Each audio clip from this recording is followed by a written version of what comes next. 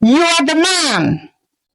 I made you king over this great nation. I delivered you out of the hands of your enemies. I gave you thy master's house and thy master's wife. If that had been too little, I would have given you more. Yet, you took the wife of your loyal warrior and caused his death. Wow. Come with me, friends, as we dive into the story of the great king and the warrior's wife. In the ancient kingdom of Ifipe, nestled deep within the rich fertile land of what is now Mbara State, there ruled a mighty king named Igwe Udeneze.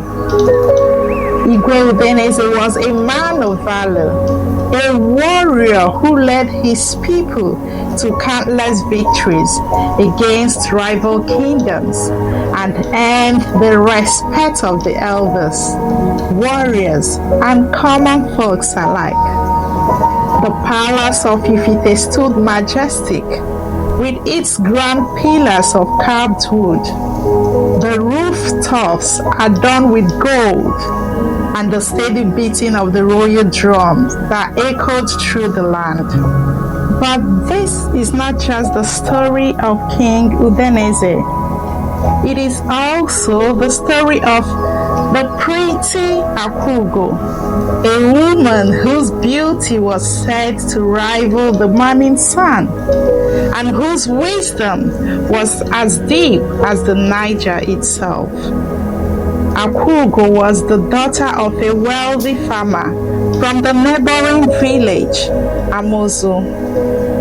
Her father, Ezeji, was a wealthy man, a man of great influence, and her mother, Neka, was a renowned potter whose works were sought after across the region.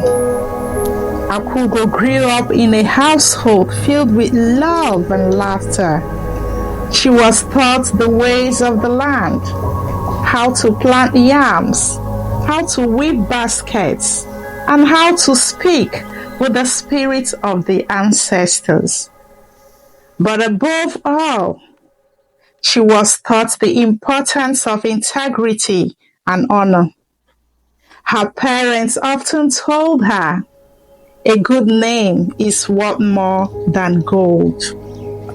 One fateful evening, as the sun dipped below the horizon and painted the skies with hues of crimson and gold, Igwe Udeneze stood on the balcony of his majestic palace. Below, in the courtyard of one of the nearby compounds, a woman was bathing in the evening light.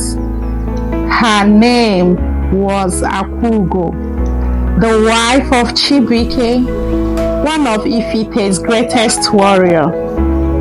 Chibuike was away at the battlefront, fighting to protect the kingdom from invading forces. Akugo's beauty was legendary in Ifite. Her dark skin, radiant skin gleamed like polished ebony, and her hair, intricately braided, cascaded down her back like the woven silk. She moved gracefully as she poured water over herself, the golden beads around her neck glittering in the twin lights. King Udeneze's eyes lingered, and as he watched, an unfamiliar longing grew in his heart, a desire that clouded his judgment and defiled his honor. Unable to resist the temptation, the king summoned his trusted aide, Uchenna, and said, "Who is that woman who bathes so boldly in the open?" Uchenna, knowing the woman very well, bowed and said, "Igwe, live long, my king. She is Akugo, the wife of Chibuike, your loyal warrior, who fights at the front line. But Igwe Udeneze's desire burned fiercely. Bring her to me, he ordered, his voice laced with authority. Uchenna hesitated, but dared not disobey the king. That night, Akugo was brought before the king, dressed in a rich iru and buba of vibrant Ankara fabric, her head adorned with gele to fit royalty. She stood before the king, her eyes cast downward in submission.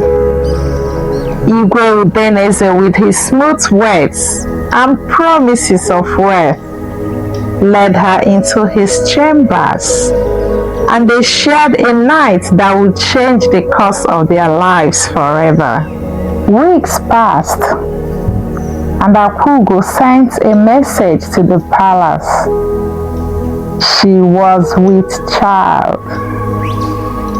Fear gripped Igwe Udeneze's heart, for he knew that the elders, the gods, and his people would see this as a great betrayal. His mind raced for a solution, and he devised a plan to bring Chibuike back from the war. Send word to Chibuike, he commanded Uchenna. Tell him the king wishes to hear of the war's progress. When Chibuike returned, he was brought before the king, his body weary, but his spirit strong. Igwe, the battle is fierce, but we hold the line. The enemies trembled at our might. The king, finding concerned, smiled. You have done well, my friend. Now, go home to your wife and enjoy the comfort of your household. But Chibuike, a man of honor and duty, refused.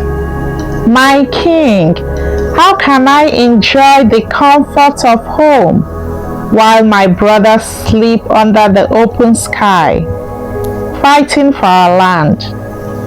I will sleep at the palace gate and return to them at dawn.